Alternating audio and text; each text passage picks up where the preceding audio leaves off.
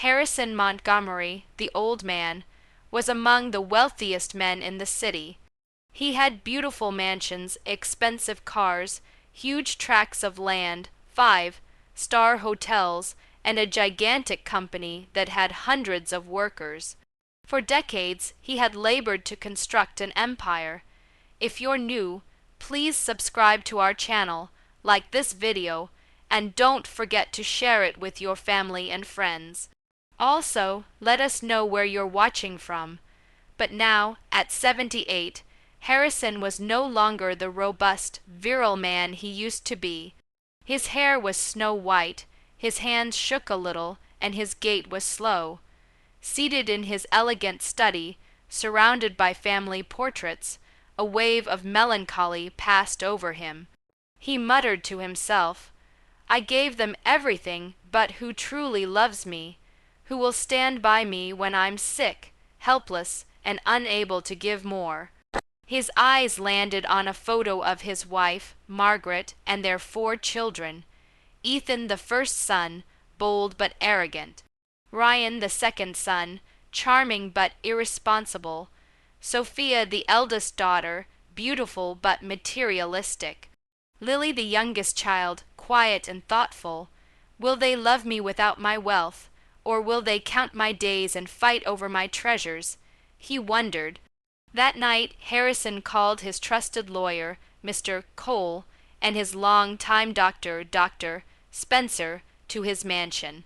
As they sat in the dimly lit study, Harrison spoke in a weak, almost trembling voice. "Gentlemen, I have an unusual request. I would like to fake being seriously ill. I would like to put my family to the test and find out who really loves me and who loves what I possess." Mr. Cole's eyebrows sprang upwards. "Sir, are you certain? This is a risky game." Dr. Spencer leaned over. "What do you want us to do?" "Spread the news that I'm dying," Harrison instructed. "Say I have terminal cancer and only 6 months to live. I will remain in bed and play helpless." Mr. Cole nodded thoughtfully. "Then I think you should transfer half of your fortune to a hidden account. That way, if anyone fakes it, they won't find it all." Dr. Spencer assented. "I'll make it believable. I'll even come by regularly to maintain the illusion." And so the plan was set in motion. The following morning, Harrison had begun coughing furiously. He remained in bed, stopped eating well, and grew thinner with every passing day. Margaret and the children huddled around him, worry etched on their faces. "Let's get the doctor right away," Sophia exclaimed. Dr. Spencer turned up promptly and examined Harrison in the presence of the whole family. He shook his head and let out a deep sigh. "I'm sorry your father is very sick. He has cancer. I'm afraid he may not live longer than 6 months. No," Lily sobbed, clutching her father's frail hand. "Daddy, please don't leave me." Even Ethan and Ryan exchanged nervous glances. Margaret wiped her eyes and said nothing. The family stood by him for the initial days. They delivered meals, sat with him, and murmured gentle words. But within a week there was a change. Margaret ceased going to his room completely. "I can't stand to see him suffer," she said. "It hurts too much." Sophia complained of being busy with work and could not linger. Ryan said he had to go for a business trip. Ethan, the oldest son, started paying keen attention to the company. One afternoon, Ethan walked into Harrison's study with a stack of papers. "Dad, you're too frail to manage the company anymore. I'll take over for you." "You rest." Harrison gazed up at him silently, his expression unreadable, then nodded slightly.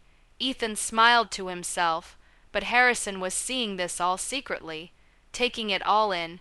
Ethan didn't waste any time. He fired dedicated workers and hired his friends to replace them. He spent company money on lavish parties, purchased a high-end sports car, and indulged in luxury vacations overseas. Sophia started withdrawing large amounts of money to purchase designer clothing, wigs, and handbags. Ryan began dating an Instagram model and spent thousands on her fancies, luxury meals, getaways, and jewelry, while Harrison remained in his room, faking to become weaker day by day. The only one who remained with him day and night was Lily. She nursed him tenderly, tidied up his room, sang to him sweetly in the evenings, and slept on a mat next to his bed. "Daddy," she whispered one evening, "I'll never leave you. You cared for me all my life. Now it's my turn to care for you."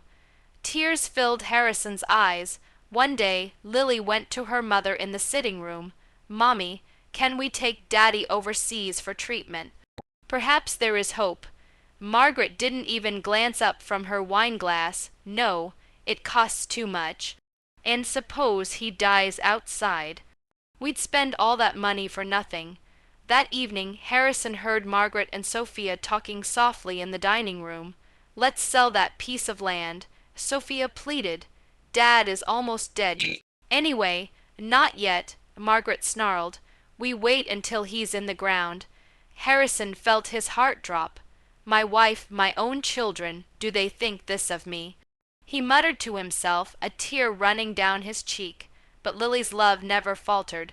She remained with her father, rubbing his hands, washing his wounds, spooning soup into his mouth. "Daddy, I know you're tired, but please fight." "For me, Lily, you're my angel," Harrison breathed hoarsely. As Harrison quietly rested upstairs, pandemonium ruled downstairs. Ethan and Ryan started quarreling over shares in the company. "I'm the first son. I deserve more," Ethan bellowed. "You're ruining everything Dad achieved, you numbskull." Ryan retorted.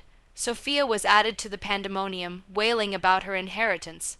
Margaret reprimanded Lily for wasting time on a dying man. And yet, Harrison observed silently, "This family is this what I gave up my life for." Months went by.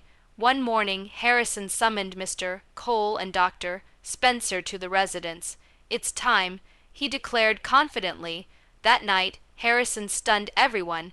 He emerged from his bedroom, healthy and strong, no cough, no frailness. Margaret almost passed out. You're alive," she exclaimed. Ethan spilled his glass in shock. Sophia screamed. Ryan stuttered. "Dad, how you weren't ill." Harrison's eyes burned like flames. "No, I never got sick. It was all an experiment." "And you failed." The kids remained silent, terror clutching at their hearts. The following morning, Harrison brought his family and the attorney together in the living room. "I gave you all love, comfort, material things. But as soon as you thought I was going to die, you fought over my body like vultures." He confronted Ethan. "To Josh, you fired my faithful employees and destroyed my business. As of today, you no longer belong there. To Ryan, you sold my valued hotel and property. But because of Mr. Cole, I was able to reclaim them. You will receive nothing from me. To Sophia, you plan to sell my properties. You too will receive nothing. To Margaret, you trusted me as a wife. I no longer owe you anything. You must vacate my house today." Margaret fell on her knees, crying. Harrison finally took Lily's hand. "But you, my lovely Lily, you remained. You loved me when I could give you nothing. You are now the only heiress to my whole empire." The lawyer gave Lily the papers. Ethan, Ryan, and Sophia cried hysterically, but Harrison was resolute. Under Lily's guidance, the company thrived. She restored faithful employees, opened new stores, and doubled the profit. Harrison would sit in his study many times, observing her work with pride. When the test arrived, Lily aced it. He thought, "This is the legacy I desired."